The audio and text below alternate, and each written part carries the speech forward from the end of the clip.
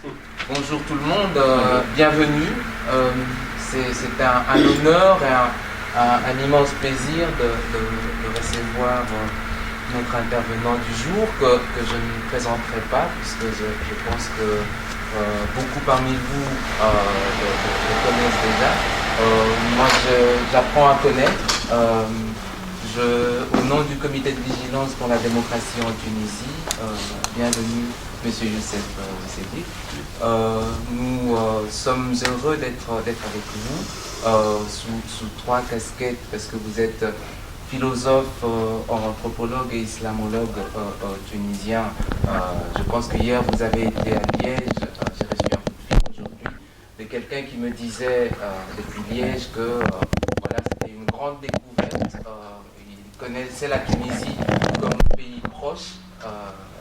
Selon les publicités qu'on a toujours fait en Belgique, mais il a redécouvert avec vous une autre Tunisie et je pense que l'idée c'est de maintenir des liens avec vous parce que beaucoup en Belgique ne connaissaient pas la Tunisie que vous donnez à voir et nous on aimerait aujourd'hui qu'on puisse faire un petit bilan des élections qu'il y a eu en Tunisie au mois de novembre, d'octobre plutôt. Les dernières en date d'un long processus débuté en 2011. On aimerait peut-être avoir un peu votre éclairage sous... moi, je résumerai quelque chose que vous avez dit, c'est l'élection présidentielle avec le nouveau président en Tunisie a marqué un tournant et j'aimerais bien peut-être que vous puissiez vous-même développer un peu, avec du recul, qu'est-ce qui se passe en Tunisie actuellement. Voilà, d'abord je salue le bureau qui m'a invité, d'une association très active que j'ai appris à connaître depuis maintenant des années, qui m'a invité plusieurs fois. Je salue Madame la Consul, d'ailleurs j'étais en train de lui demander est-ce que Madame la Consul s'écrit avec un E à la fin ou pas. Je ne sais pas, vous allez m'éclairer. Tous mes amis, dames et monsieur ici présents, parfois des amis très anciens, anciens en amitié avec moi, comme anciens de Belgique, et même de migrants de Belgique. Je salue particulièrement M. Khmaïs El-Gharbi, qui est là et que je connais depuis l'âge de 6 ans. Depuis que nous avons l'âge de 6 ans, nous avons fait l'école primaire ensemble. Je le salue, il est assidu à toutes les manifestations où je me trouve. Bon, selon l'invitation de monsieur le modérateur, on ne sait pas, et vous êtes d'accord avec moi, par quel fil, par quel bout on va commencer.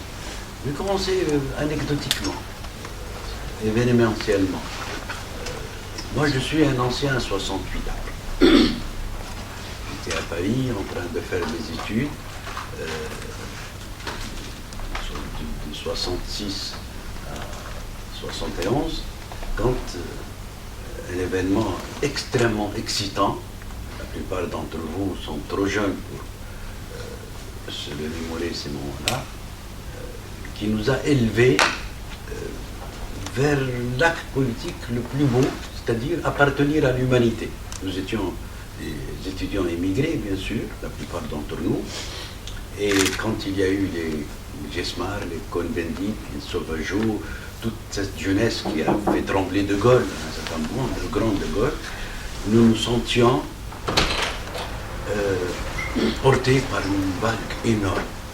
D'ailleurs, je me rappelle une des milliers d'anecdotes des années 70 et 68, quand Pompidou a eu la maladresse d'expulser Cohn-Bendit, qui était franco-allemand, en disant il n'est pas français, il est juif allemand. Il a eu la maladresse de dire juif et allemand. Dans un discours, nous avons fait d'une manif extraordinaire à l'époque, boulevard Saint-Michel, où on criait « Nous sommes tous des juifs allemands ».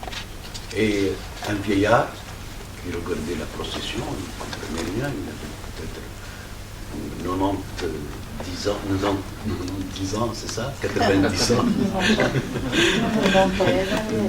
qui avait presque envie d'enlever sa casquette, tellement le cortège était impressionnant. Il m'a tiré du lot en me disant « Monsieur, vous êtes tous des juifs, là ?» J'étais impressionné, je me dis oui, nous sommes tous là, les 300, 400 personnes, nous sommes tous des juifs. Donc c'était un moment extraordinaire et qui m'a fait dégoûter la vie politique en Tunisie. Il y avait bien sûr Bolivar commençant à vieillir, les années 70 déjà, c'est sa première maladie en 73. J'ai enseigné la philosophie dans la plupart plusieurs lycées tunisiens. Et en 82, j'ai eu la nostalgie de la même atmosphère que nous avons aujourd'hui. Des gens de Belgique, de Tunisie, mais ce n'est pas l'appartenance géographique, ni historique d'ailleurs, ni familiale, qui nous lie. C'est tout simplement l'envie, pour une fois, d'être des humains, d'être des bipèdes, doués de plus ou moins de raison, et de l'exprimer en s'aimant chacun, en discutant, en se bagarrant même. En 82, j'ai quitté la Tunisie pour vivre en France, constituer une famille et travailler en France. Jusqu'au moment où il y a eu ce séisme tunisien de 2011. Là, j'ai tout lâché, c'est vrai. Je suis même venu en Tunisie quelques mois, sinon une ou deux, avant que mon épouse le décide. Les enfants étaient déjà enfants autonomes, enfin jeunes hommes autonomes, travaillant, n'avaient pas besoin de nous. Et je me suis installé tout seul en Tunisie parce que c'était la nostalgie de ce politique que j'ai respiré pendant les années 68. J'ai été incarcéré avec les étudiants à Beaujon et dans la même cellule il y a une solidarité énorme et une envie de changement exacerbée mais sympathique. À l'époque, nous étions plusieurs Algériens, beaucoup de Français, de Marocains, et dans la même cellule, archi remplie,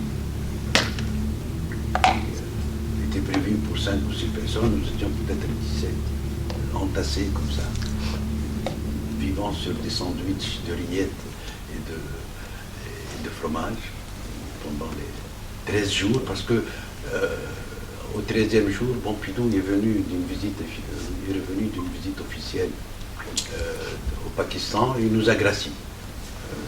Nous avons été graciés les 2 jours restants.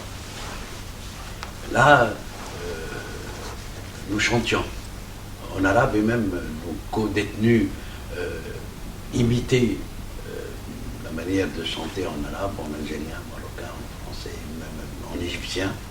Et le flic qui nous surveillait s'énervait et nous tapait avec sa matraque. Mais on a cessé, donc, une semaine, on a cessé de chanter. Et il a fait une fois le va-et-vient devant les portes grillées de notre cellule, grillagées de notre cellule. Il nous a regardé, il m'a regardé en face, il m'a dit « Alors, Sédic, on chante plus ?» il a regretté. Donc cette solidarité-là, je l'ai retrouvée en Tunisie pendant plusieurs jours. Comme depuis très longtemps, j'ai connu plusieurs du fait que j'étais journaliste, reporter, assez connu en Tunisie, dans un quotidien qui s'appelle La Presse de Tunisie, le plus ancien quotidien d'Afrique, constitué en 1936, quotidien francophone. J'ai pu connaître plusieurs personnalités qui préparaient déjà ce qu'on peut parler, on peut nommer un changement. Vous connaissez Ben Salah, très bien à l'époque, Béji Caïd Sebsi, Mistiri. Et donc je l'ai visité pendant cette période de gestation. On ne savait pas ce qui allait se passer. On se déplaçait souvent à la Casbah, là où il y a eu Casbah 1, Casbah 2, Casbah 3, Casbah 2, qui a décidé d'une mauvaise idée. Moi, à mon avis, je vous donne toujours mon avis, bien sûr, et c'est pour ça qu'on en discutera. Une mauvaise idée, c'est de faire une constituante. Moi, je trouve que la première constituante et la première constitution de 59 était, grâce à l'indépendance, grâce à l'événement de l'indépendance, un événement très sérieux. Et la constitution de 59, la première, était très bonne, sauf que, à force d'amendements, à force de changements, souvent arbitraires, dont le fameux article sur la présidence à vie, dont Bourguiba était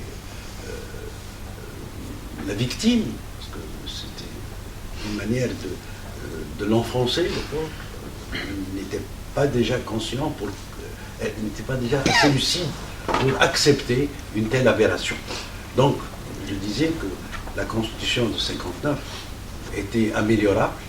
Nous avons plein de juristes, de constitutionnalistes importants qui auraient pu, en un temps relativement court, nous doter d'une nouvelle constitution, refaite, retapée, et elle serait fonctionnelle. À l'époque, il y avait une commission faite, à mon avis, à la hâte et souvent d'une manière arbitraire, une commission de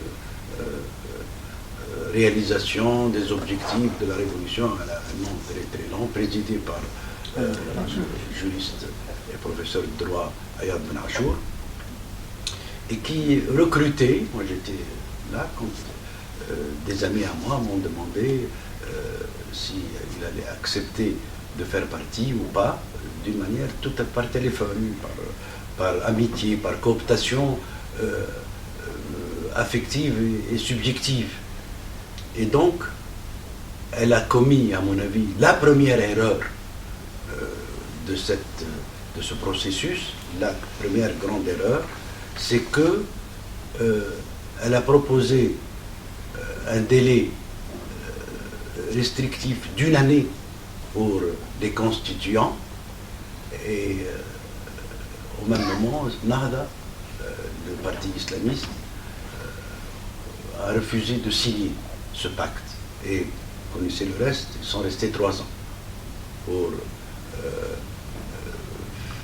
affronter la question de la Constitution d'une manière biaisée, d'une manière ambiguë, et même, je peux dire, avec la plus grande mauvaise foi, c'est-à-dire il légiférait en même temps qu'il constituait.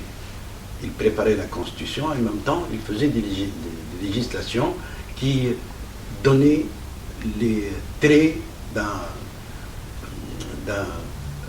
paysage, celui que nous vivons aujourd'hui.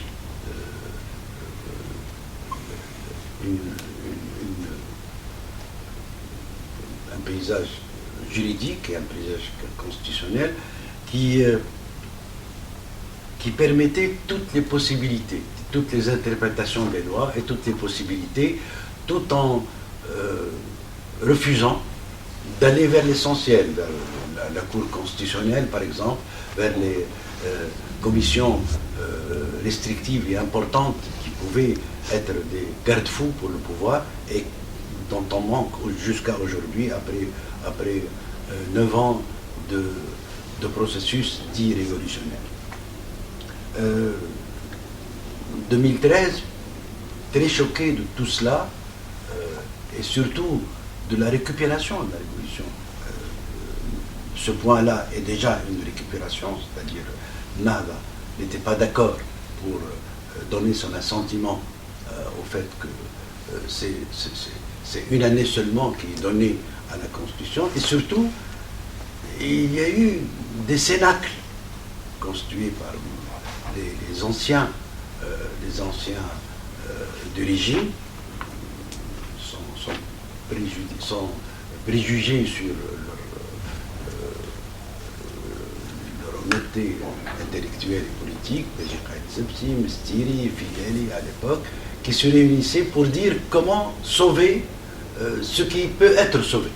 Et effectivement, il y a eu des élections donc, de la Constitution, et la Constitution est restée, comme je viens de vous le dire, 3 ans, et il y a eu le premier poste de chef de gouvernement donné à Beji Caïd Sebsi, qui en a largement profité pour préparer son avenir qui allait être éclatant en 2014. Moi, je n'étais pas du tout dans le livre que j'ai pondu pendant toute cette période qui est paru en 2013, La Révolution inachevée, dans le sens où la symphonie de Schubert restera toujours inachevée. Elle n'est pas, c'est pas quelqu'un qui a été qui a interrompu son travail pour dire qu'elle est inachevée. Elle s'appelle inachevée du fait même que c'est par nature cette symphonie est inachevée. Et cette révolution, à mon avis, elle est par nature inachevée, elle restera inachevée jusqu'à peut-être une seconde vague, un second soulèvement, une troisième république, peut-être, on ne sait rien, ça c'est l'avenir qui le dira. Donc quand j'ai décrit la fin du premier processus, la constituante,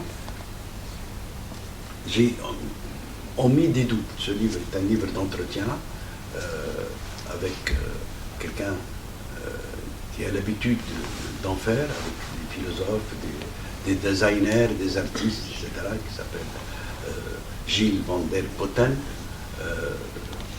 Et il posait des questions pertinentes sur la validité de la Constitution. Tout le monde l'a salué, parfois avec des standing ovations comme aux États-Unis, mais moi j'ai mis des doutes sur son ambiguïté, sur ce que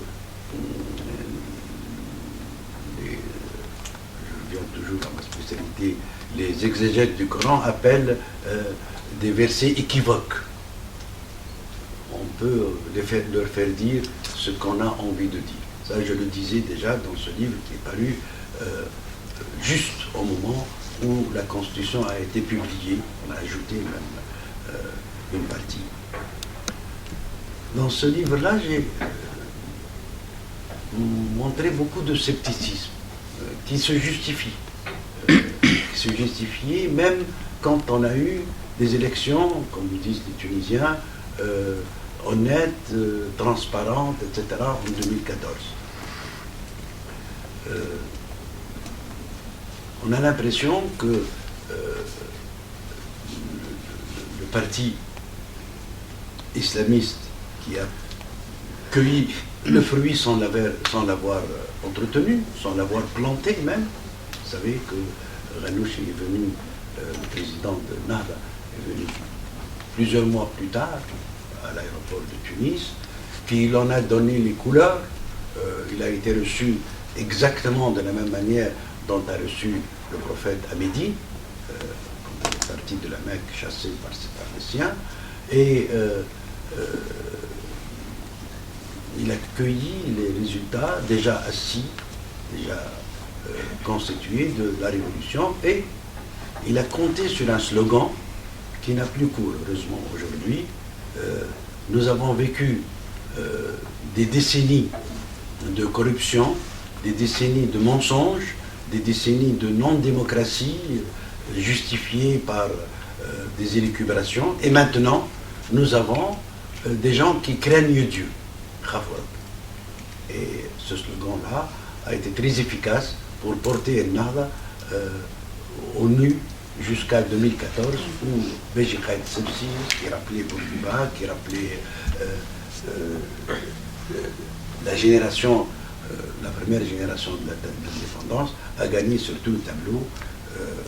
Il a eu le plus grand score au Parlement, il a eu la présidence de la République au suffrage universel, et bien entendu, ceci explique cela, la présidence de l'exécutif, chef de gouvernement. On a vu que la suprématie sociale, surtout d'Ennahda, a effacé complètement ce résultat éclatant, ce résultat spectaculaire obtenu par Qaïd Sebsi, qui ne cherchait pas à asseoir une tradition. À mon avis, c'est quelqu'un que je connais très bien. Pendant sa présidence, je l'ai vu plus qu'une dizaine de fois. Parfois, j'ai discuté d'une manière et libre et sévère sur sa manière de conduire ses alliances, surtout la question de son fils, qui a complètement détruit ce parti qui aurait pu être un parti d'avenir, et qui est maintenant un parti complètement cassé, quand même, réellement un parti du passé, un passé tragicomique, comme vous savez tous, au moins c'est mon avis. Donc je discutais avec lui souvent, et je voyais que la mainmise intellectuelle et sociale du mouvement islamiste aurait pu être complètement neutralisée, du moins, affaiblie au sens où on dit que l'essentiel, ce n'est pas de supprimer le Front National, mais de l'affaiblir, de ne pas nous laisser dépasser les 15%. La chance était là, mais le règne, je dis bien le règne de Qaïd Sebsi et de son parti éclair, constitué d'une manière éclair, n'a pas donné cette chance aux Tunisiens de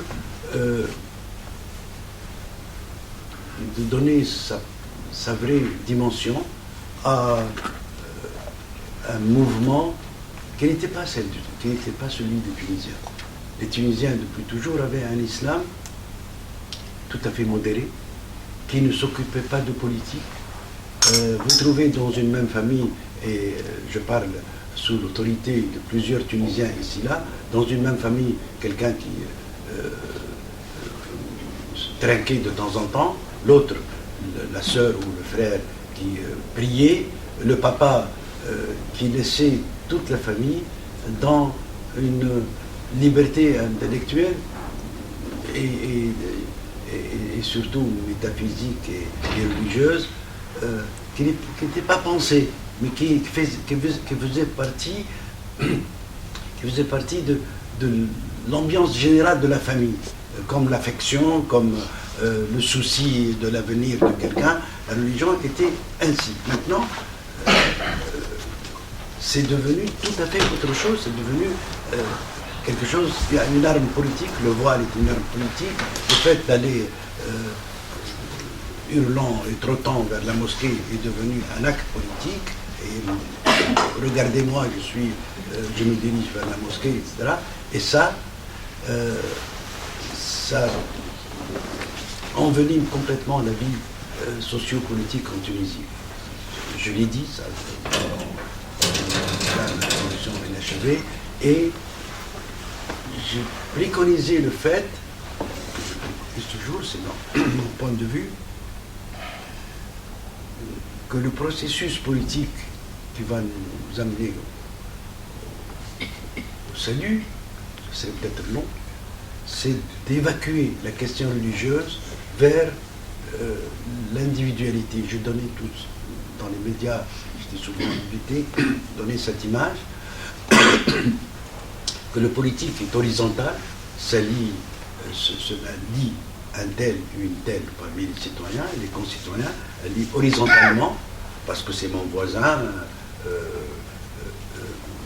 l'y lis comme mon vendeur préféré de légumes, parce qu'il est mon voisin, ça serait mon avocat, parce qu'il est mon ami, tout ça c'est horizontal, alors que la question de Dieu doit devenir complètement verticale, entre un individu et la divinité, la transcendance, etc.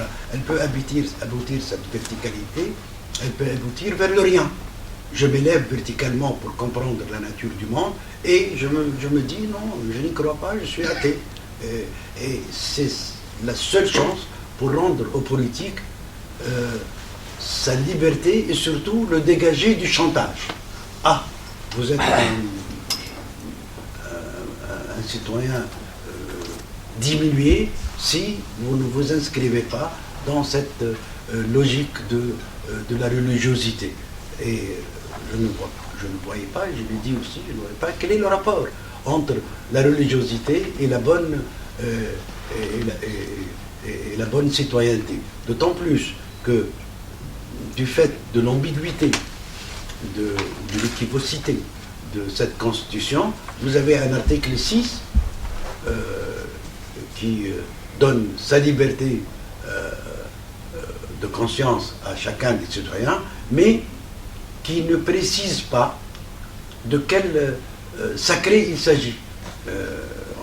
Dans l'article, Himayat al-Muqaddasat, protection de ce qui est sacré, mais il ne dit pas, il ne précise pas toutes les sacralités, et il ne précise pas encore de tous les sentiments religieux, y compris de l'athéisme. Il y a des sacralités de l'athéisme aussi, ça existe. On peut être athée et avoir des sacralités, je ne sais pas, symboliques ou des points rouges qu'on ne peut pas dépasser. C'est ça, une sacralité, c'est ça. C'est un point, par exemple, la sacralité de la Mecque, c'est d'y accéder, soit dans le Hajj, dans la Umrah, avec des habits non cousus. Voilà une sacralité, c'est un comportement. Et pour la vie du XIXe siècle l'a montré, il y a une religion de la patrie, une religion de la politique. Les Saint-Simon, les Fourier, etc., ont montré que, Auguste Comte, ils ont montré que le politique est aussi un temple. Le politique est aussi un temple de citoyenneté qui exclut toute prise de position exclusive et qui ne voit que la vie et le groupe dans son activité citoyenne uniquement. Donc, ce qui fait maintenant que ce qui est privilégié en Tunisie, c'est la sacralité islamique uniquement. Et elle atteint parfois des limites exaspérées, pour ne pas dire seulement exagérées. Vous trouvez quelqu'un pour blanchir l'argent qu'il a ramassé d'une manière illégale, construire une mosquée pour 1000 habitants, 1,5 milliard, alors qu'il n'y a pas d'école, que les écoles sont délabrées, il n'y a pas de route. Et ça a été dans tous les médias, ce type-là, pour montrer sa profondeur religieuse, son choix religieux, a construit un peu dans la campagne complètement déshéritée, il a construit une mosquée qui coûtait 1,2 million pour une population très très pauvre, et d'ailleurs qui ne remplira jamais d'ici 30 ou 50 ans, l'évolution démographique, elle ne remplira jamais cette mosquée-là. Cela m'a permis de dire à quel point l'acquis formidable, et je termine avec ça, il y a un chapitre sur cette question-là, l'acquis formidable de la liberté de la femme, de la réforme. Cette réforme-là, voulue par Bourguiba, était réelle. Et j'ai pris l'exemple d'une émission scandaleuse en Tunisie, qui s'appelle Hakma, je crois. Vous avez il concilie deux personnes, et il a c'est le meilleur chapitre. Je me permets de faire le récit de ce chapitre-là. Dans cette émission-là, un peu trop populiste, il invite une paysanne rurale qui a eu un enfant après un viol. Et on tire le rideau, on lui montre l'enfant, elle dit oui, c'est le fils de mon oncle.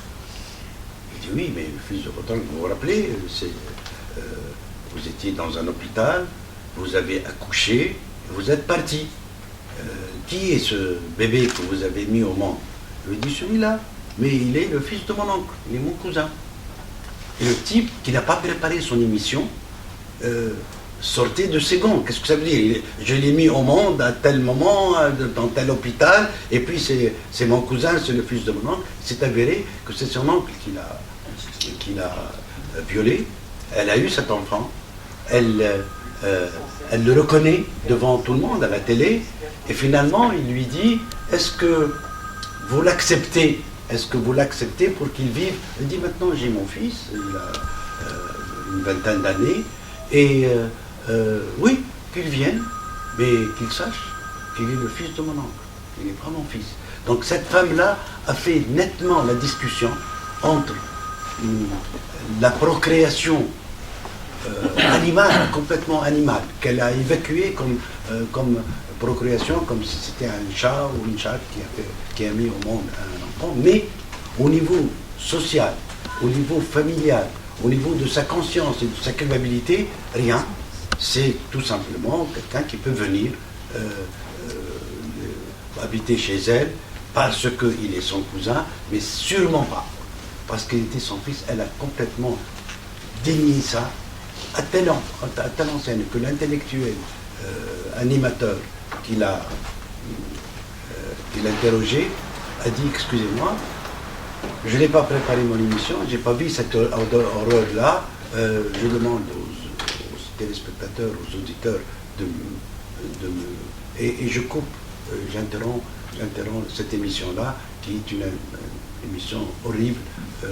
Dieu reconnaîtra les siens, c'est en français dans des formules un peu absurdes.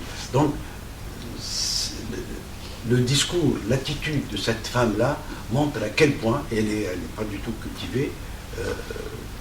C'est une paysanne, une ouvrière agricole. Elle montre à quel point l'idée d'une femme libre, d'une femme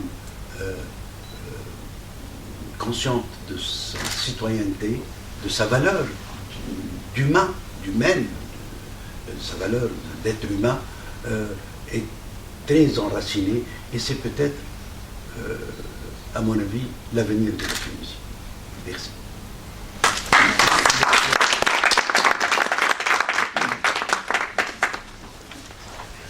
On va peut-être prendre les premières questions. Juste pour information, on essaye de faire ça en maximum 3 quarts d'heure, 1 heure. Je remercie M. Sedif pour son intervention. Je ne sais pas s'il y a déjà des questions sur la forme, sur le fond. Politique seulement. Et cette coupure-là était due aux Ottomans qui l'ont aggravée quand ils ont changé l'écriture latine. Ils ont adopté les caractères latins pour exprimer l'arabe, donc ils ont coupé leur propre population d'une douzaine de siècles. Donc, vous avez raison, le mot modéré doit être mis entre guillemets, il y a un processus, et ce processus, pour la plupart des mouvements politiques qui se reconnaissent de l'islam, est d'islamiser toute la planète. Le but d'un musulman politique, même s'il le cache pour des raisons tactiques ou pour des raisons de secret, même s'il le cache, le but c'est que toute l'humanité devienne islamique. Parce qu'il a mal compris, on a mal compris, cet islam politique a mal compris les 3 sens du islam dans le Coran. L'islam social, celui du temps du prophète, ou celui de notre temps, c'est-à-dire faire les prières, les cinq impératifs de la religion, l'islam de l'unicité qui se reconnaît combine avec et le christianisme qui le reconnaît et le judaïsme qui le reconnaît, à telle enseigne que le Coran dit que la Torah contient de la lumière, que l'évangile contient toute la lumière, c'est la même formule, et, sauf que le Coran étant le dernier, englobe les deux autres. Ça, c'est le deuxième sens d'islam. Il y a un autre sens d'islam qui échappe énormément à ceux qui choisissent l'islam politique, c'est la loi de l'univers. L'islam, quand le Coran dit une formule que les islams politiques adoptent avec beaucoup de fierté comme un écusson, ce verset dit seul l'islam est la religion en Dieu. Et les gens tiennent cette formule pour la justification de leur poursuite d'une planète à court ou à long terme islamisée. C'est la théorie de Daesh. Daesh veut qu'Orlando soit musulman tout de suite, la Chine, le Ceylan, le Zimbabwe, tout soit musulman, et il le déclare ainsi. Or, le contexte, la signification de ce verset, seul l'islam et la religion, elle veut dire, et un lecteur plus ou moins intelligent, moyennement intelligent, le constatera, c'est l'islam, la loi du monde. C'est-à-dire, comme lorsqu'on parle de Leibniz ou d'un philosophe mathématicien, que dit la loi du monde. Or, dans ce contexte-là, le Coran dit très simplement que Dieu lui-même est lié par cette loi qu'il a lui-même constituée, qui est la loi de l'univers, et qui s'appelle l'islam. Et la preuve, c'est que dans un autre verset, il dit se sont convertis à l'islam, entre guillemets, tout ce qui est sur la terre et dans les cieux. Même les fourmis, même les abeilles, même les arbres, même les vents, etc. Et on comprend que cet islam-là, c'est le fait de croire que le monde est constitué d'une manière cohérente et grâce à des lois,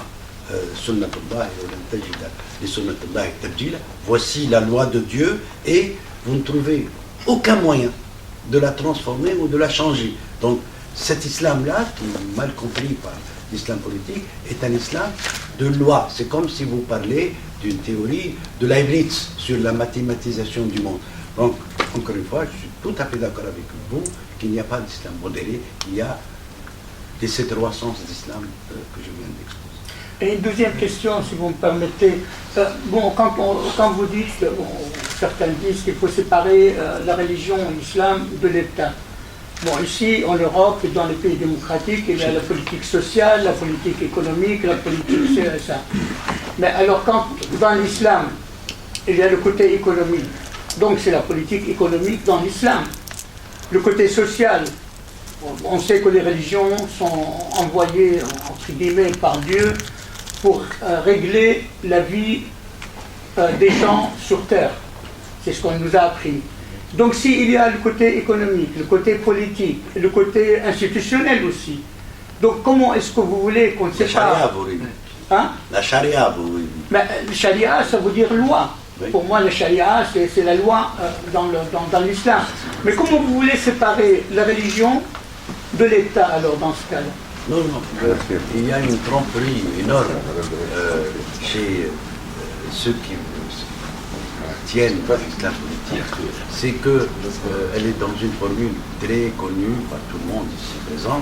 C'est l'islam est din et daoula. Il est religion et État. Or, dans le texte fondateur, il n'en existe rien.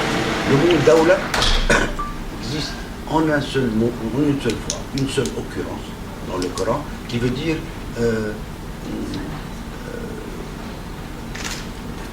le tour des richesses. C'est dans la sourate qui s'appelle le rassemblement, Hashr, et il dit il faut que le prophète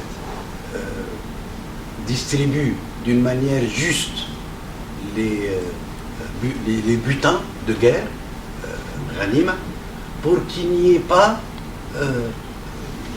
restriction de la richesse entre seulement les riches. حتى لا تكون دولة بين الأغنياء. دولة مش دولة. Oui, في فرق بين دولة ودولة. Voilà, c'est la seule référence que le semble. Non, اللغة عربية, c'est la langue arabe. C'est comme ça. Doula, c'est un mot. Daoula, c'est un autre mot. Je viens de vous ne confondez pas et n'essayez pas de tromper les gens de l'islam. S'il vous plaît. Incroyable. Je viens de vous dire, c'est Doula et non pas Daoula. Or, vous venez de dire Daoula. Mais prenez la parole, s'il vous plaît, pour avoir une discussion intelligente. Bon, chacun a le droit de prendre la parole et parler quand c'est votre tour. C'est la consommation de chacun qui diffère, mais celui qui se trompe en disant que din et daoula se trompe parce qu'il a vu ce mot-là qui peut se rapprocher, côté lecture, sans le chèque, peut rapprocher au daoula. Mais le mot daoula au sens de État n'existe pas. N'existe pas du tout parce que pour la bonne raison que Médine était un petit embryon de Daoula avant la mort du prophète et avant la cessation de la révélation. C'était du tribalisme. Le prophète a réussi de fraterniser etc. Il a réussi à fraterniser les constituantes de cette ville-là, mais ça ne s'est pas élevé à ce que nous appelons aujourd'hui État.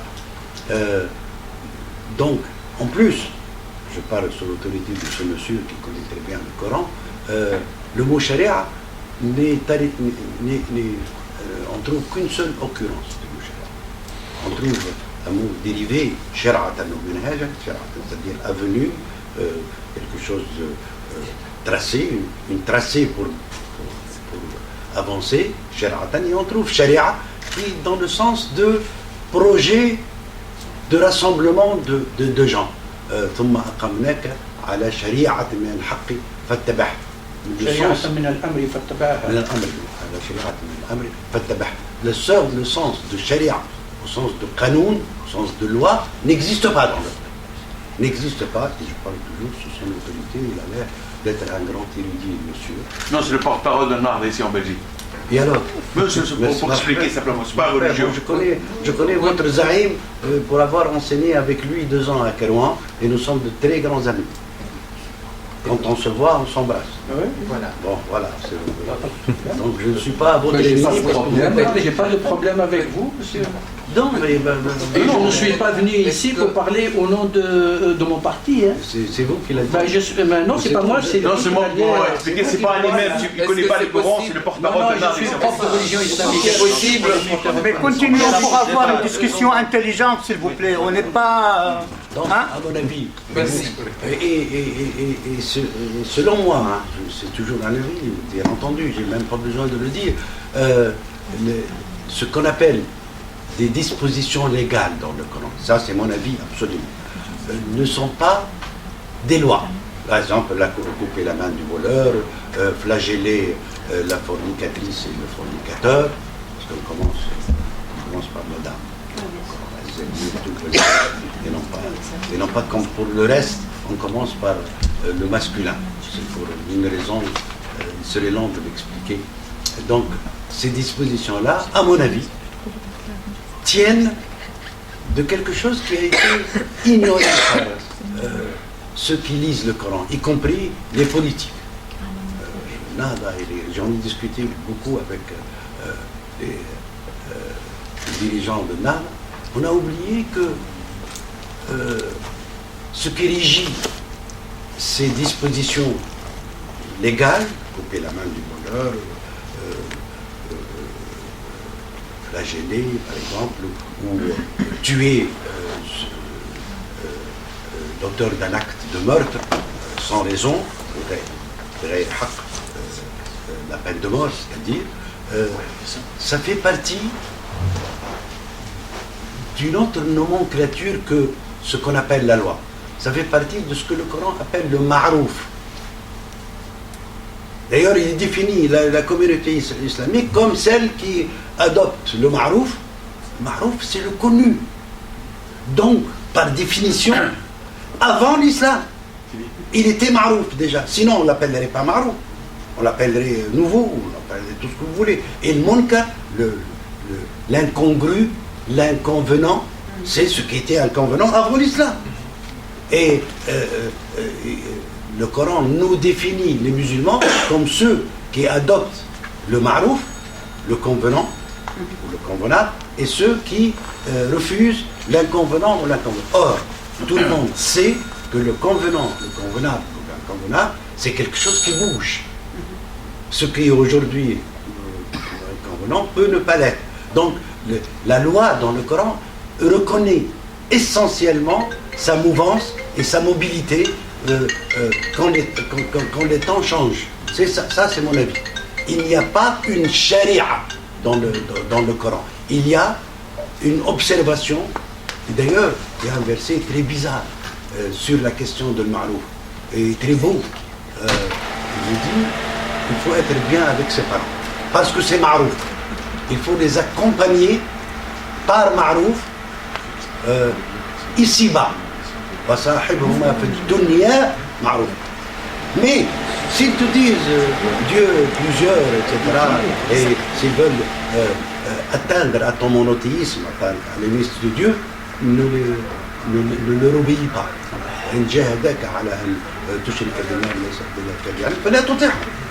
Ça, c'est pas marouf. Ça, c'est fixe. C'est définitif. Dieu est un, c'est définitif. Même vos parents, quand ils vous disent Dieu, c'est autre chose, non. Dieu vous recommande dans le même contexte où on doit les accompagner ici-bas, marouf, c'est-à-dire l'affection, l'aide, l'assistance, l'humilité, etc. Ça, c'est marouf. Et j'espère que ça ne va pas changer. Au moins, ça ne va pas changer. Mais tout le monde sait maintenant que la plupart des régimes qui se reconnaissent de la religion islamique renoncent complètement à l'application de la mort.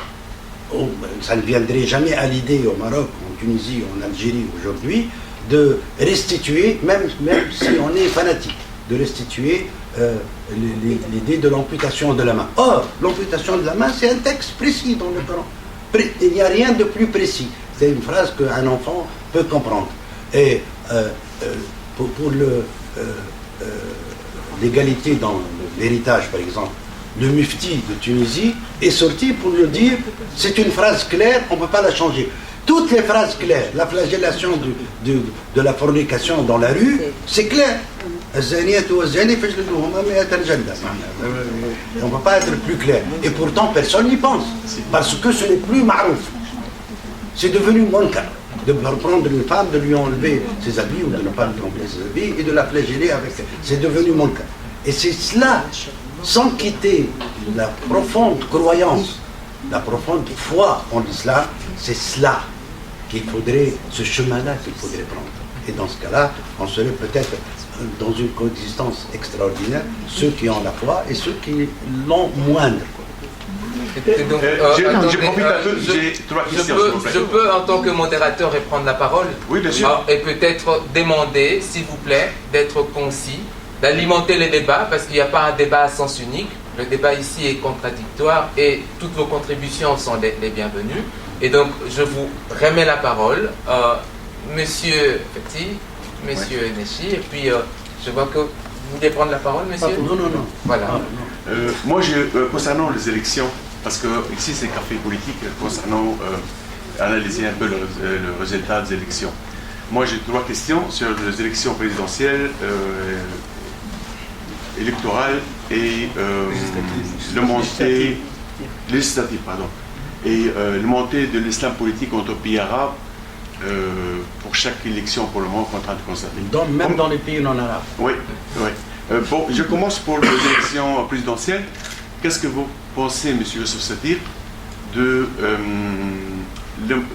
surtout aux élections en Tunisie, présidentielles, il y a le peuple tunisien, le peuple tunisien n'a pas voté aux responsables des partis politiques, surtout, donc il a voté massivement pour de personnalités indépendantes.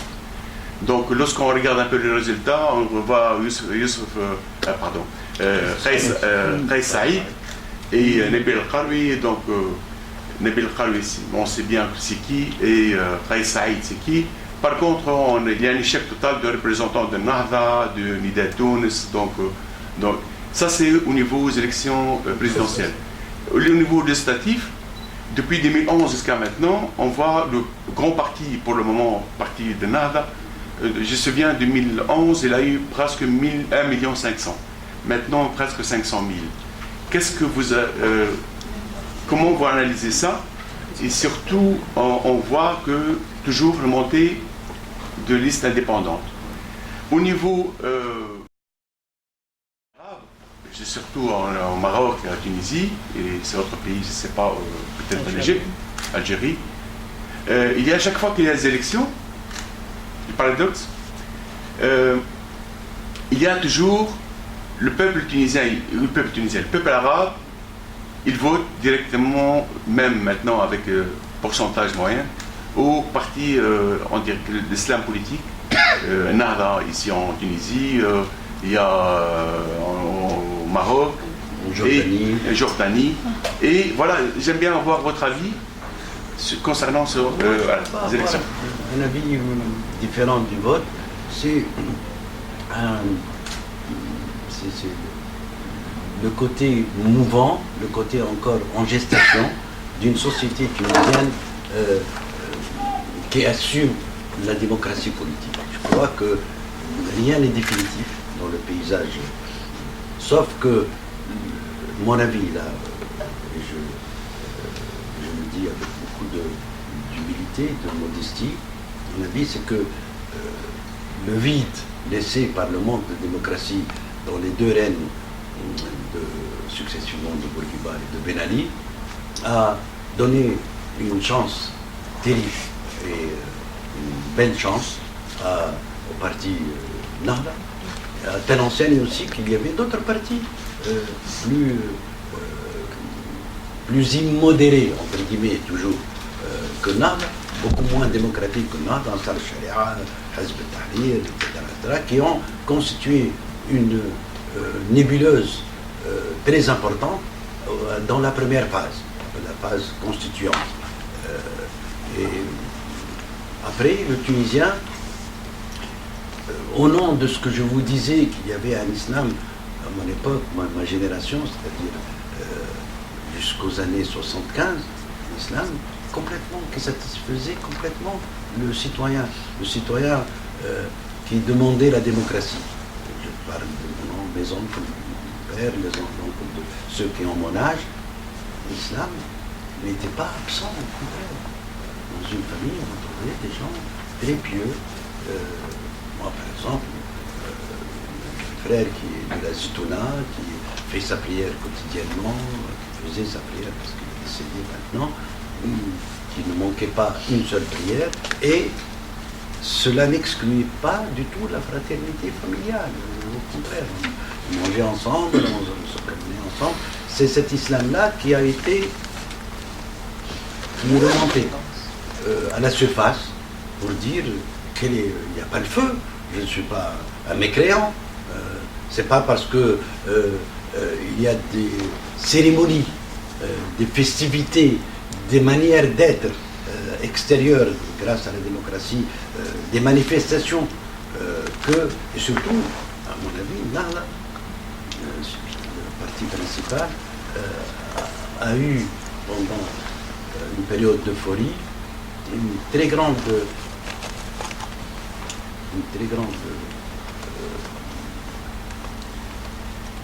démesure de sa victoire quand il disait nous allons appliquer le charia et que nous allons vous traîner dans la rue, vous traîner vos cadavres dans la rue. Sahi.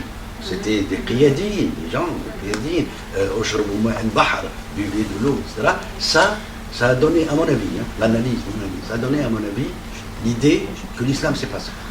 Que l'islam, c'est pas le triomphalisme politique. Et le Tunisien est revenu à une moindre sympathie pour là. Et si mon collègue m'écoutait, il prendrait mon conseil au sérieux. il ne faudrait pas brandir l'islam quand on est dans le triomphalisme. Ça diminue énormément le taux des partisans. Merci.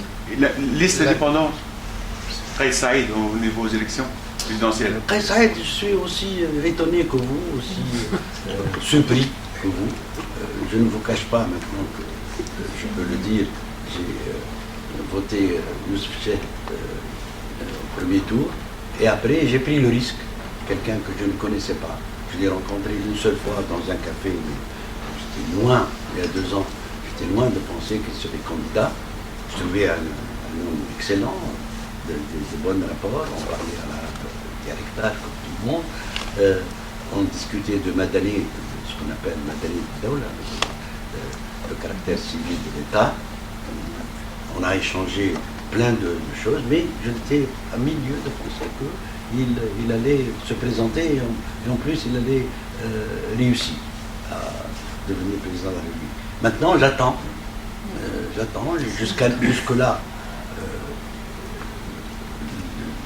Les dispositions prises, quelques dispositions prises avant la constitution de l'exécutif imminente dans 2 ou 3 jours sont bonnes. L'idée de donner un coup de fouet, un coup d'éperon à la lutte contre la corruption, ça je salue, tout le monde salue d'ailleurs. Son empressement à saluer la différence d'avis, d'opinion dans les médias, et que les journalistes, quel que soit leur avis, et surtout quand il est contraire au sien, il doit les respecter et les protéger. Ça, c'est, comme disent les Tunisiens, mu'ashirat, des indices très très positifs. Et je ne peux que les saluer. Mais le fond du jugement d'une carrière politique qui va durer 5 ans, de Kais Saïd, je suis comme vous, je ne peux pas me hasarder, je le connais pas. Il y a une question? Oui. Merci pour cette présentation et surtout ce retour un peu en arrière par rapport à la genèse, un peu l'apparition un peu de ce soulèvement, et surtout d'insister sur le fait qu'il s'agit d'un événement inachevé. Et ça, c'est vraiment fondamental. Mais ce qui est au cœur de cet événement inachevé, ce sont les jeunes qui étaient à l'origine un peu du soulèvement, du mouvement, mais qui vont plus tard, au fur et à mesure de l'évolution des processus, écartés, mis à l'écart du processus de changement, et qui, maintenant, avec ces nouvelles élections, vont un peu trouver, peut-être pas trouver, mais essayer de s'imposer eux-mêmes, donc d'inventer leur place, finalement, après 8 ans d'avant d'exclusion de l'espace public, de l'espace politique, d'inventer des nouvelles pratiques qui contournent un peu des pratiques classiques, traditionnelles, donc le rôle des partis politiques, des syndicats, ainsi de suite. Et dans ta présentation, il n'y a pas peut-être ce rappel un peu du rôle central de la jeunesse, et je voudrais vous écouter un peu sur ce... Dans la révolution inachevée, il y a un chapitre dont je n'ai pas parlé, que j'aime beaucoup. Quand il y a eu les élections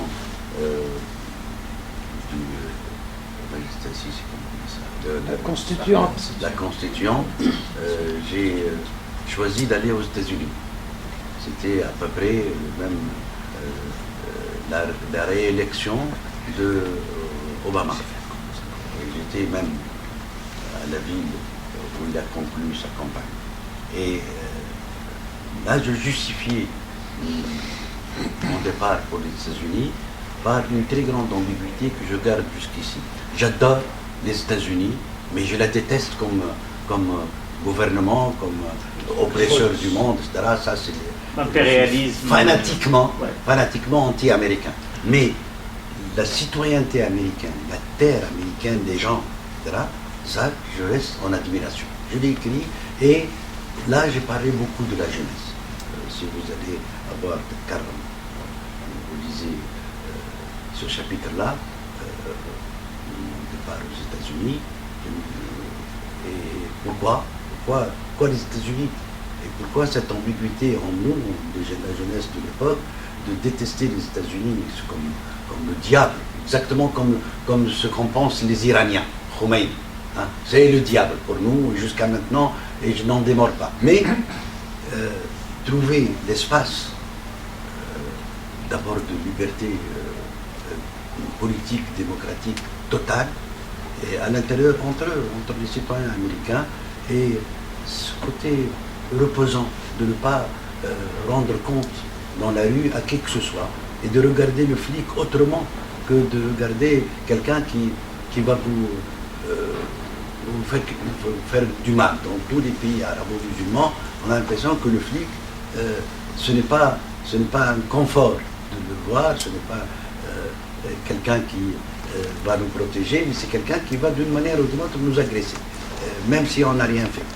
Donc ce chapitre-là parle beaucoup de la jeunesse. Pour répondre très précisément à ce que vous êtes en train de dire, moi je crois que la jeunesse est écartée essentiellement pour des raisons économiques.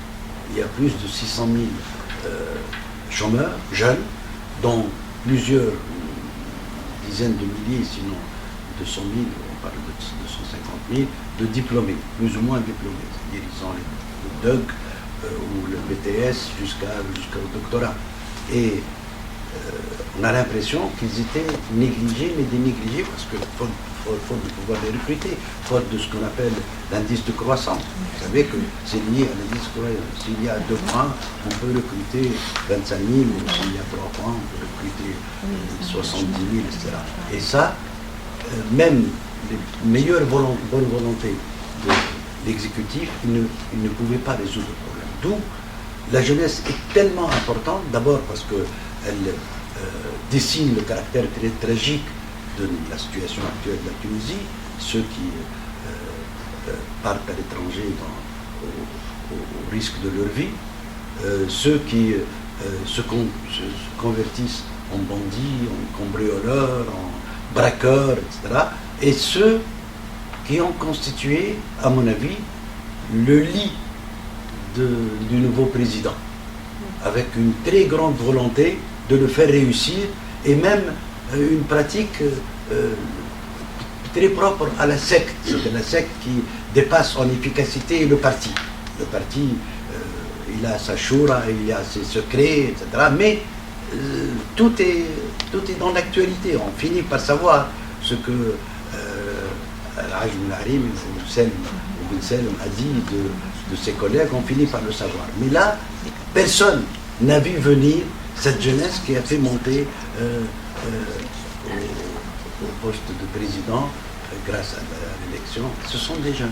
Et donc la jeunesse est efficace, soit négativement, parce qu'elle quitte le pays, soit par l'immigration légale, soit par l'immigration clandestine et dangereuse, soit par le fait de s'intéresser tellement à la patrie qu'ils ont réussi à faire monter un candidat que personne n'attendait. Merci. Il y a une question, monsieur. J'ai entendu le mot la révolution inachevée. C'est-à-dire la révolution tunisienne est inachevée, c'est ça? C'est ça. Oui, c'est ça. C'est pour éclaircir ça, quoi. Je ne comprends pas ce que ça veut dire. Qu'est-ce que vous voulez dire par inachevé? Qu'est-ce que vous attendiez de la révolution tunisienne? Pour que vous dites, elle n'a pas terminé son processus. Il n'a pas réalisé ses objectifs.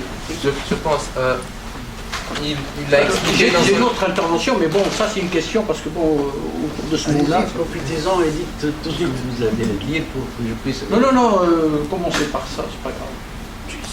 Moi, Parce que je vais sortir. Vous savez, je vais répondre. Au début, je prends un exemple, je prends comme illustration l'ancien 100 francs. L'ancien billet de 100 francs. en français. La liberté guidant le peuple de France. Comme vous vous rappelez, c'est le tableau de Delacroix. une femme avec un drapeau, elle a un sein nu, et derrière elle, il y a la Bastille qui brûle, etc. Et j'expliquais que le peuple est sur la scène révolutionnaire, il la remplit complètement, comme cette foule, où il y a même un garçon, un personnage des Misérables, Gavroche, avec un pistolet, et de la fumée partout, derrière il y a la Bastille, et la liberté avec un feu, guidant le peuple, comme le nom l'indique. Et cette scène, comme une scène de théâtre, très vite, et c'est pour le cas de la France, c'est exactement ce qui s'est passé. Très vite, elle se vide. Et par une entourloupe énorme, ceux qui ont fait cette scène, le peuple, devient spectateur. Et la scène est vide. Et petit à petit, le plus osé, Ranouch, si vous voulez, viennent constituer une autre pièce, où il y a de la récupération, où il y a de la ruse, où il y a tout ce que vous voulez qui n'a rien à voir avec la première scène. Et c'est ça le sens de l'inachèvement d'une société. Et si vous étudiez la Révolution française, c'est exactement ce qui s'est passé. La preuve, la Révolution française, qui ressemble beaucoup à ce tohu-bohu dont je vous parle, a donné lieu à Napoléon Bonaparte, a donné lieu au Premier Empire. Le deuxième théâtre a achevé la Révolution au sens où on achève à mort. Oui, mais vous dites que la révolution tunisienne est inachevée. C'est-à-dire que vous avez dans votre esprit une autre vision de la révolution où elle devait aboutir. Oui. Voilà. C'est ça sur les utopies. Ce que je voulais. C'est l'utopie. C'est l'adala al-ijtimaïa, tout le monde sera content, la fraternité entre les peuples tunisiens, tout le monde paye son impôt, etc. Mais ce scénario-là reste en deçà de ma démonstration. Je ne suis ni économiste, ni visionnaire, ni prophète, ni... Non, parce que moi j'ai fait la liaison entre ce que vous dites, la révolution tunisienne est inachevée. Est-ce qu'il a dit, monsieur, que c'est un soulèvement? Il y a une continuité, disons, dans la réflexion. Moi, je continue. C'est pas anodin de dire que c'est un soulèvement. Non. Pour moi, c'est un dénigrement. Non. Je m'excuse, pour moi, c'est un dénigrement de la révolution tunisienne. Mais si on a dans la tête une autre image de la révolution, qu'est-ce qu'on s'attendait d'une révolution? Parce que nous, dans le peuple, le monde arabe, on a été habitué par un certain type de révolution. Ok? Voilà. Et bon, l'Inqilab, bon, il fait écarter un dictateur, il amène un autre, avec plein de slogans pour changer. Et il commence, puisque c'est un dictateur, il va liquider plein de têtes pour faire un autre régime tout à fait différent et promettre plein de choses pour le peuple. Et chaque fois, le peuple tombe dans le piège. Aucune objection, je suis tout à fait d'accord avec vous. D'accord. Bon, pour moi, la révolution, c'est autre chose. La révolution, elle ne s'arrête jamais. C'est pour ça que c'est pas inachevé. Elle ne s'arrête jamais. Elle ne s'arrête Je jamais. l'ai dit textuellement. Non, monsieur. c'est tout le temps, même qu'on arrive. J'ai dit ce que vous avez dit En textuellement. Europe, dans le monde écoutez-moi, occidental démocratique. Monsieur, s'il vous plaît. Écoutez-moi, j'ai dit ce que vous venez de dire textuellement. J'ai dit qu'elle restera toujours inachevée. C'est comme la symphonie de Schubert. Non, quand on dit inachevé, ça veut dire qu'on va arriver à une fin. Non, il n'y a pas de fin. Pour la révolution, il n'y a pas de fin. Allez, dans le monde occidental, on a fait la révolution, on a amené la démocratie, on a instauré la démocratie, etc., la sécurité sociale, l'égalité, etc. Mais qu'on arrête les gens, les gens arrêtent de penser à avancer, on va faire marche arrière. Regardez ce qui se passe en France, c'est une marche arrière des bases fondamentaux de la démocratie. Où est la fraternité, l'égalité? Mais qui vous dit le contraire? Vous êtes en train d'objecter à qui? Nous sommes d'accord avec vous. D'accord. Voilà. On cherche de nos accords. Oui, il y a deux questions. Monsieur, oui. Oui, moi je vais continuer sur ça en lui faisant comprendre que les révolutions, il n'y a pas eu qu'en Europe et dans le monde arabe. Il y a eu une révolution en Afrique, la révolution burkinabé de Thomas Sankara de 80 à 84. Elle a été achevée par un coup d'État, mais c'est une révolution qui est tellement ancrée dans les mentalités, qui continue d'une certaine façon, même s'ils ont connu 80 ans de dictature. Ça a été tellement ancré dans la mentalité que les Burkinabés, comme ils ont des idées révolutionnaires, ça continue, ça se voit dans le peuple. Donc, c'est inachevé dans le sens où le monsieur se dit qu'une révolution ne sera jamais achevée, puisque c'est un processus. C'est comme la démocratie. La démocratie ne sera jamais complète. Comme la Révolution française. C'est un processus qui continuera toujours. Et on ne va pas lui poser des murs, des barricades ou une fin pour dire que sinon l'espérance ne sera plus là, la motivation ne sera plus là, le stimulus ne sera plus là. Voilà. Bon, je reviens à mes questions. Je vais essayer. Moi, c'est pour revenir un peu sur l'élan populaire. C'est l'élan populaire qui avait porté la révolution. Et qui continue, dont le gouvernement continue encore à ne pas se reconnaître sur l'élite qui arrive à chaque fois au pouvoir. Je pense que, c'est de mon point de vue, je pense que si le peuple tunisien arrivait à se reconnaître à ceux qui arrivent à conquérir le pouvoir par le système électoral, alors vous avez beaucoup cité Nahda, mais je pense que l'islam politique qui essaie de se mêler. Mais je pense qu'il y a eu toujours instrumentalisation des idéaux. Il y a eu toujours une élite, qu'elle s'appelle le Nahda, qu'elle s'appelle Nida Toulouse, qu'elle s'appelle le Parti des Stouriens ou autre chose, qui à chaque fois essaie de récupérer l'aspiration populaire pour donner une coloration idéologique ou par intérêt, et qui à chaque fois trompe le peuple et on repart sur un nouveau recommencement. Sur un nouveau recommencement. Et je sais que l'islam politique peut être un problème, mais il n'y a pas que ça. Je pense que tout ce qui nie la pluralité, tout ce qui est pour l'exclusivisme, arrive à manipuler et à faire comprendre que ce n'est pas ça la volonté du peuple, et le peuple finit encore par sanctionner et demander autre chose. Voilà. Je ne vous ai pas beaucoup entendu sur... Je ne vous ai pas beaucoup entendu sur toutes les autres idéologies qui ont impacté l'avant-révolution. Il y a eu certainement la dictature, mais il n'y a pas que ça. Il n'y a pas une chose qui explique un processus ou un combat qui ne peut être gagné que de longue haleine. Vous avez parlé au tout début des Ottomans qui avaient essayé de couper l'islam avec la langue mère, avec l'arabe. Mais moi, je peux vous dire qu'il y a eu cette même récupération dans les pays d'où je viens, au niveau du Sénégal et des autres pays, où là, ce n'est pas les gens qui essaient de couper l'islam avec la langue arabe, ce sont des gens qui essaient de coupler, c'est pas coupler, qui essaient d'imposer l'arabe comme étant la source de l'islam, alors que l'islam c'est tout un autre projet. L'islam c'est une la source de l'islam, oui, mais sans qu'il soit lisible, sans qu'il soit compréhensible. On lit le Coran sans le comprendre, même quand on est grand. Mais je pense qu'on peut lire le Coran avec l'intellect ou avec le cœur et le comprendre plus que ceux qui lisent l'arabe tous les jours. Ok, merci pour la réflexion. Ça, Deux questions ici. Mais ça fait pas. Moi, j'ai lu il y a quelques années un livre d'un philosophe français, Pascal Bruckner, La tentation de l'innocence.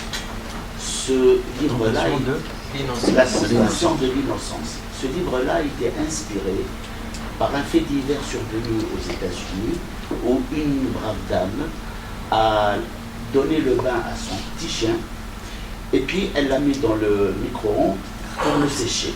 Et donc, bien évidemment, le chien a cramé. Et donc, elle a porté plainte contre le fabricant du micro-ondes parce que dans le manuel qui accompagne Il n'y a pas cet le avertissement. Coran, là, il n'a pas mis qu'il ne faut pas mettre son chien parce qu'il risque de cramer. Elle a gagné. Oui. C'est comme le contre. Et donc moi, je fais un parallèle avec les musulmans qui instrumentalisent l'islam.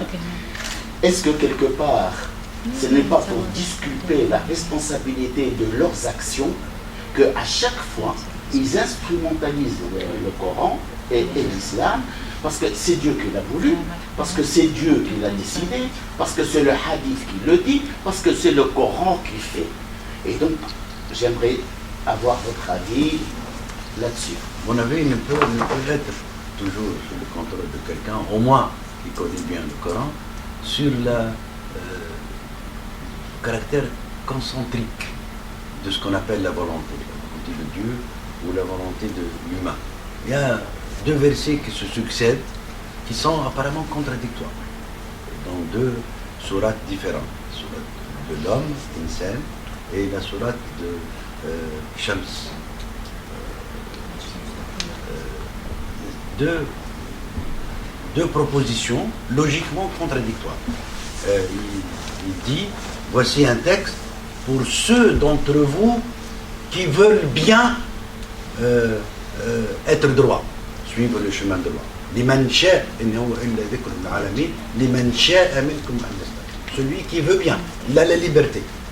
Et juste après, de toutes les manières, il ne dit pas, c'est moi qui dis de toutes les manières, mais c'est le deuxième, le verset suivant. Mais je mets entre parenthèses de toutes les manières. Mais de toutes les manières, vous ne saurez vouloir que ce que Dieu veut. Donc, d'un côté, vous avez un truc et vous avez la liberté de choisir de le suivre ou pas, et d'un autre côté, de toutes les manières, veuillez ce que vous voulez, mais seul Dieu décide de ce que vous allez voir. Et ce côté concentrique de la liberté, moi j'y crois. Je crois que je n'ai pas à invoquer pour dire je vole ou je ne vole pas. Je n'ai pas à invoquer quand je vole, Dieu a voulu que je vole. C'est trop facile. C'est trop facile. Et maintenant, vous avez raison, nous sommes sur ce sentier. Quelqu'un qui vous dit demain je vous restitue la dette, vous lui dites pourquoi vous restituez la dette. C'est toi qui es voleur, c'est pas Dieu. Dieu ne peut pas être voleur. Donc, ça c'est une question qui a été lourdement traitée par Descartes dans les méditations. Descartes, bien après le Coran, oui, bien sûr, il disait que l'entendement de Dieu est infini. Mon entendement est infini. Je ne peux pas prévoir une infinité de possibilités comme le divin peut le faire. Mais ma volonté de dire oui ou non, elle est aussi infinie que celle de Dieu. Dieu est limité à dire ceci est, ceci n'est pas. Moi aussi, dit Descartes. En quoi je m'associe au divin dans le fait que ma volonté et la volonté divine, elle est la même. Mais ce qui fait que moi je suis un humain et Dieu c'est un Dieu, c'est que lui, son entendement, c'est-à-dire sa pensée, est infini et la mienne est limitée. Et il résout ainsi le problème que je viens de vous expliquer dans le Coran. Et de toutes les manières, le Coran a ceci de très important, c'est qu'il n'y a pas d'église. Il n'y a pas ceux qui décident de vous expliquer quoi que ce soit. Ceux qui décident de votre volonté, vous avez un rapport direct avec la divinité. Merci. Il y a une autre question? Oui, en fait, j'ai voulu apporter un peu, disons, anecdote de fait pour montrer comment le peuple tunisien vit l'islam. Il vit l'islam comme, c'est-à-dire comme étant une source de bonne conduite. C'est-à-dire quelqu'un qui se conduit bien, il est bien. C'est comme ça que ma maman m'a élevé, respecter les autres, etc. C'est le plus important dans tout. Jusqu'à ce que j'évolue, j'ai 20 ans, je commence à boire. Je lui dis, elle me dit, tu vas avec tes copains pour boire. Mais non, parce que c'est dangereux. Et si tu veux, viens boire à la maison. C'est-à-dire, regardez un peu comment c'est-à-dire, sa vie familiale préfère me protéger que de me dire vous êtes kafir et quittez la maison. Je vous donne ça pour vous montrer que l'attitude de l'islam politique en Tunisie, il y avait l'islam pacifié, les gens vivaient leur islam comme ils l'entendent, ceux qui sont pratiquants, l'autre moins pratiquant, etc. À telle enseigne, quand on dit que quelqu'un n'est pas pratiquant, il dit Qlil din, et on ne disait pas kafir. Aujourd'hui, avec l'entrée de l'islam politique, avec tout la pensée takfiriya, qui considère, c'est-à-dire qu'il y a sur les 73 firqa islamiques, il y a une qui est nagia. Les 72, il y a une qui est nagia. C'est l'idée, c'est la pensée wahhabite qui s'est introduite dans la Renaissance islamique et arabe et qui a donné naissance aux frères musulmans et qui les frères musulmans, pour eux, c'est eux avant tout, c'est la secte, c'est la majmoua, c'est le Firqa al-Najia. Les autres, c'est un pays, c'est un pays des coffres à islamiser. Et ils ont pratiqué cela en 2012-2013 en faisant appel à l'autre prédicateur, des prédicateurs.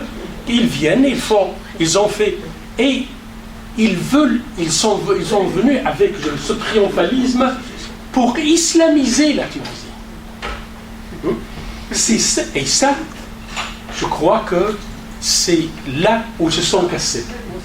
Je crois que les gens ont commencé à c'est-à-dire revenir à leur tradition pour opposer leur islam vécu qui est le vrai islam, parce que l'islam il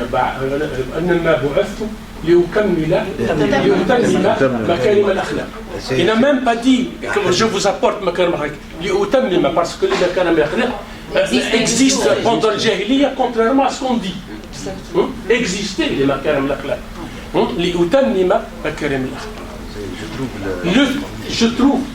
Je trouve ça vraiment l'essence de toute religion, et c'est pourquoi toute l'humanité, c'est des musulmans, parce que, en fin de compte, le plus important, c'est la morale humaine. C'est le plus important. Je vais vous ajouter une seconde. 30 secondes.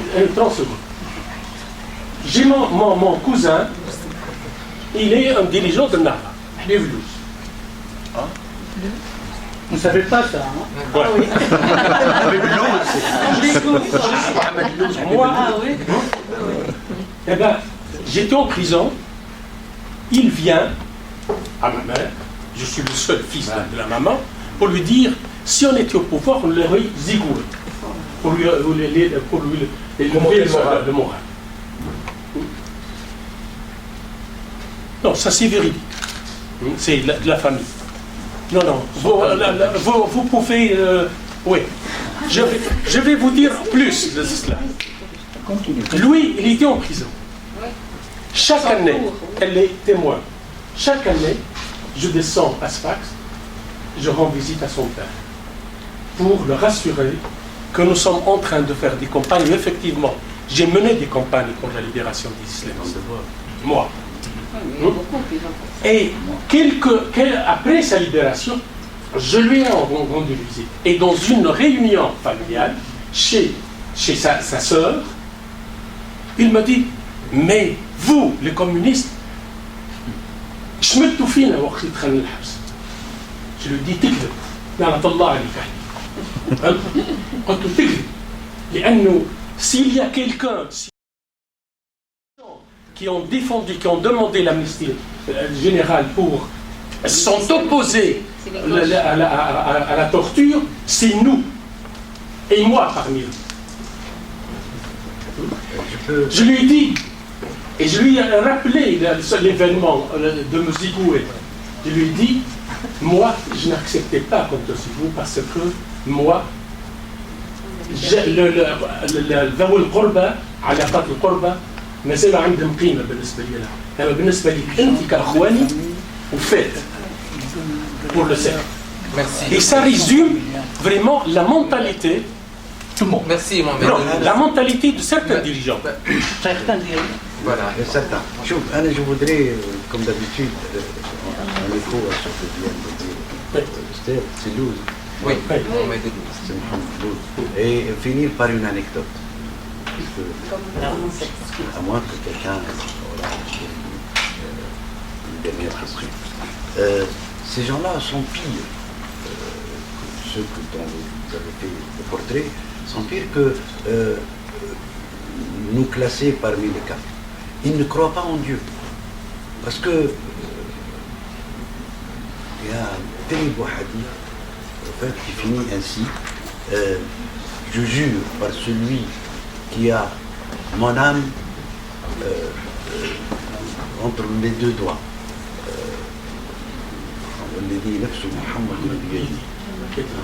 Je jure que certains d'entre vous qui seront à une coudée du paradis et feront une seule chose de mauvaise seront dans l'enfer.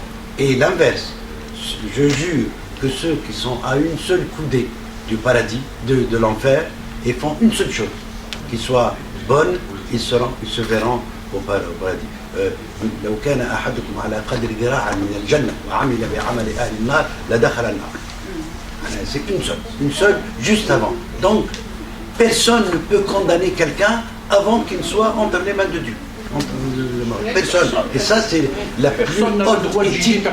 La plus haute éthique du Coran. Je parle de textes classiques, hein, je parle de personne. Et sur ce, j'aimerais vous raconter une anecdote d'un très grand mystique, un très grand penseur soufi de l'islam, un des plus grands, des 3 ou 4 plus grands, qui s'appelle Jalaluddin Rumi. Et il a un livre de petites anecdotes qui illustre Fihi ma fihi. En français, traduit en français, il s'appelle le livre du dedans, traduit dans Actes Sud, en France, publié dans Actes Sud, et qui s'appelle en arabe Fihi ma fihi.